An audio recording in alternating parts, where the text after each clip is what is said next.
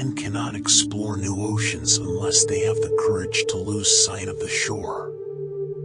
Maria Louisa von Franz, a Swiss psychologist and one of Jung's students in the mid-20th century, observed a concerning trend. Many men and women who reached adulthood remained psychologically immature. They had the physical bodies of adults, but their mental development did not align with their age.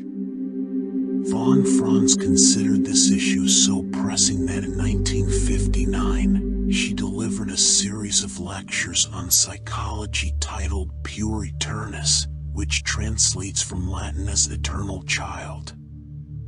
Although originally a term used in mythology to refer to a child god who remains perpetually young, her teacher, Carl Jung, began using the term for psychological purposes to describe individuals who, like Peter Pan, refuse to grow up. In one of her lectures, von Franz characterized the eternal youth, or pure eternus, as someone who retains adolescent psychology for an extended period. In other words, these individuals exhibit character traits typically found in 17 to 18-year-old boys well into adulthood. In most cases, these behavioral peculiarities are closely linked to a dependency on the mother. Von Franz predicted that in the coming decades, what she termed the pure eternus problem would become increasingly widespread. Her predictions proved remarkably accurate, especially among the male population of the modern world. Many young men are facing challenges in their academic, social, spiritual, financial, and sexual lives. They continue to live at home well into their 20s and 30s, preferring the comfort of their parents' care. Instead of venturing into uncharted waters of independence, they gravitate toward the familiar and convenient realms of the virtual world, including internet pornography and video games. These individuals become passive wanderers in life, lacking a clear path or purpose beyond seeking momentary pleasure to alleviate their discomfort and suffering. Given the scale of this problem, it is not an exaggeration to label the pure eternus issue as one of the primary neuroses of our time. The objective of this course is to offer an antidote for those grappling with this problem. To achieve this, we will conduct an in-depth psychological analysis of the eternal youth, drawing from the ideas of Carl Jung, Søren Kierkegaard, von Franz, and others.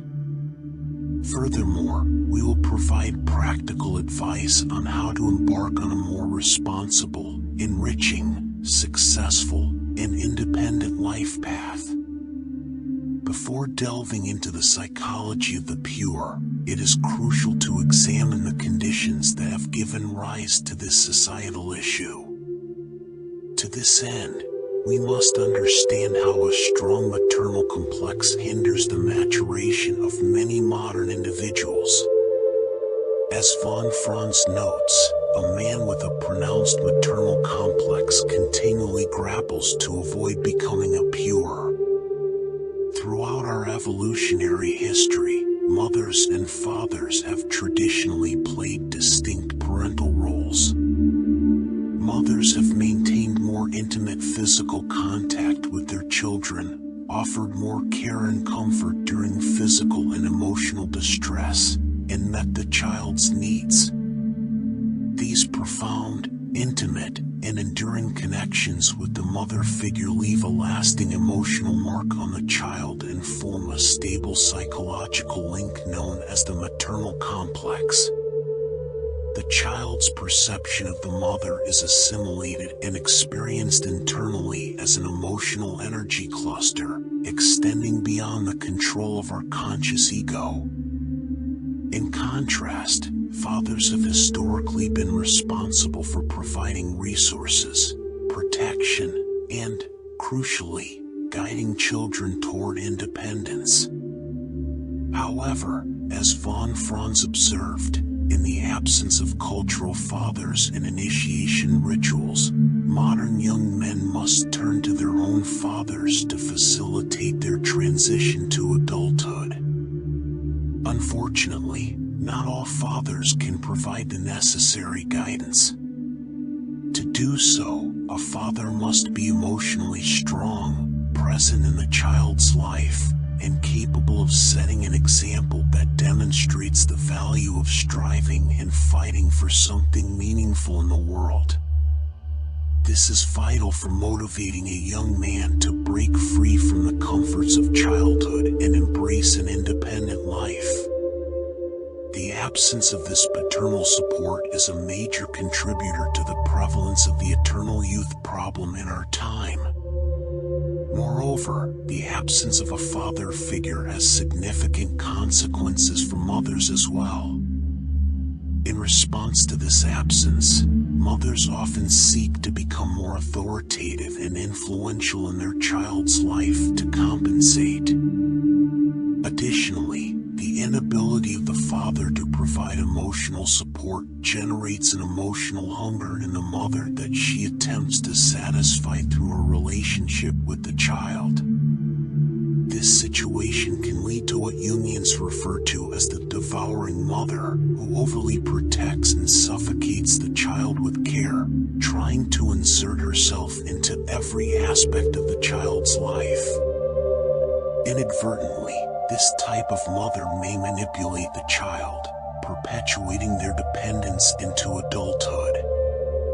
A child raised in this manner, denied the opportunity to chart their own path, make mistakes, and learn from them, becomes an adult with a deficiency in their ability to face and overcome life's challenges. The natural desire to adapt to reality, to individuate and separate oneself from the mother's influence, is replaced by an inclination to remain attached to the mother or seek dependency elsewhere.